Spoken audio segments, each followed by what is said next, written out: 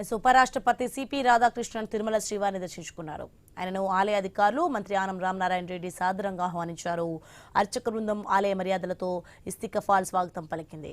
రంగనాయకుల మండపంలో పండితులు వేదాశీర్వచనం అందించారు. టిటిడి అధికారులు స్వామివారి చిత్రపటాన్ని తీర్థ ప్రసాదాలను అందించారు. శ్రీవారి దర్శనం తర్వాత ఉపరాష్ట్రపతి భేడి ఆంజనేయ స్వామి ఆలయాన్ని సందర్శించారు.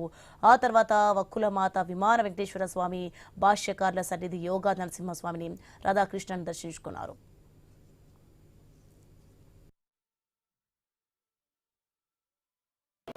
ఈరోజు ప్రత్యేకంగా గౌరవ భారత ఉపరాష్ట్రపతి రాధాకృష్ణ గారు తిరుమల శ్రీవారి దర్శనానికి రావడం, రాష్ట్ర ప్రభుత్వం తరఫున గౌరవ ముఖ్యమంత్రి చంద్రబాబు నాయుడు గారి తరఫున ఇక్కడ వారి కేబినెట్ మంత్రిగా నేను వారికి ఇన్ఛార్జిగా ఇక్కడికి రావడం జరిగింది. నిన్న ఎయిర్పోర్ట్లో వారిని రిసీవ్ చేసుకున్న తర్వాత ఇవాళ దర్శనం, స్వామివారి దర్శనం, అలాగే కిందకి వెళ్ళిన తర్వాత పద్మావతి అమ్మవారి యొక్క దర్శనం తర్వాత వారి ఎయిర్పోర్ట్కి వెళ్ళి అక్కడి నుంచి బయలుదేరడం జరుగుతుంది.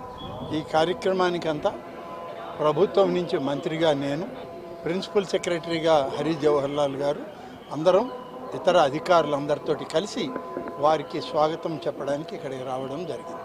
Thank you.